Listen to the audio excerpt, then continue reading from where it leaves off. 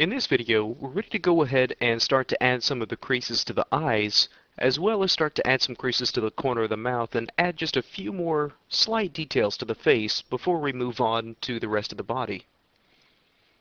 Okay, so here's where we left off in Maya.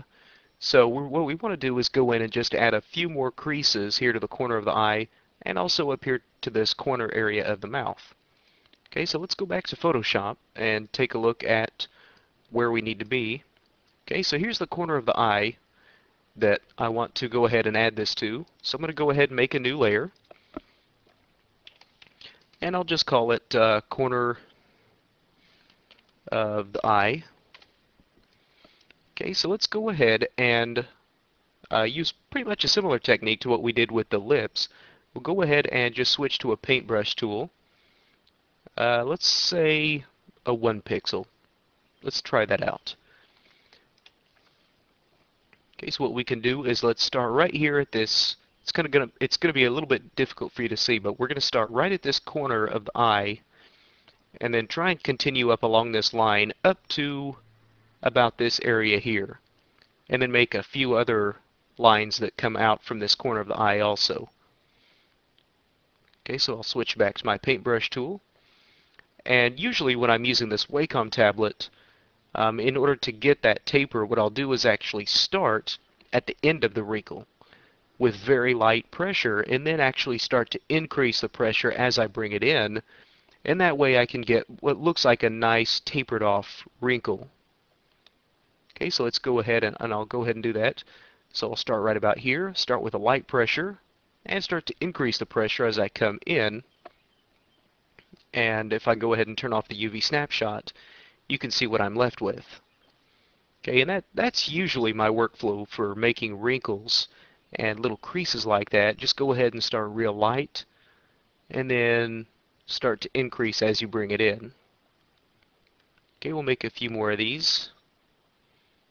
And you'll probably want to try to, as much as possible, try to follow the contours of these UV layouts that we've made, because that's going to determine the direction that this texture actually flows. So if you have these wrinkles that aren't staying on these lines, what you're going to wind up with is these lines not really following the contours of the body correctly. So in this same layer, what we can do is go ahead and start to add the creases for the corner of the mouth. And for these creases on the corner of the mouth, I'm actually going to raise this up to a 2 pixel. Okay, now let's go ahead and try the same technique. Let's start with a real soft pen pressure, increase it toward the middle of the wrinkle, and then at the end of the wrinkle, let off on your pen pressure. Okay, so let's go ahead and do that a few more times. Just add a few more wrinkles here and there, and as I'm going to go ahead and start to bring these wrinkles back a little further, and as I come back further, I'm going to use a much lighter pressure and just try and taper these wrinkles off.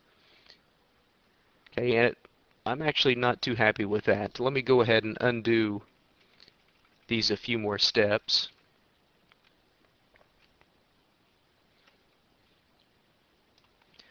Try this again. I really wasn't too happy with the multiple wrinkles. I was getting almost too many wrinkles there.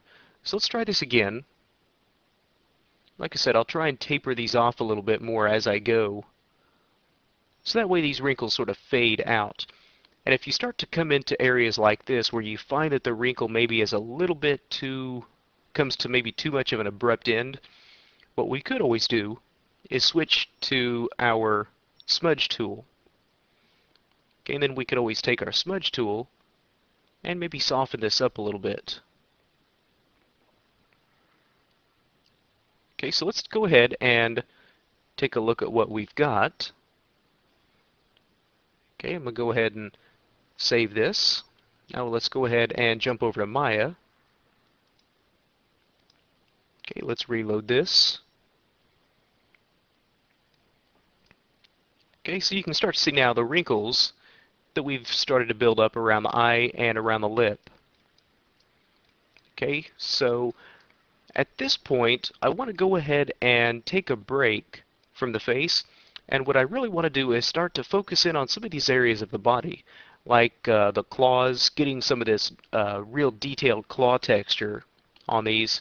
Also some of the knuckles and the folding and the creasing of the skin around the elbows, and just overall adding some more detail to this body. So in the next video, we'll go ahead and continue that process.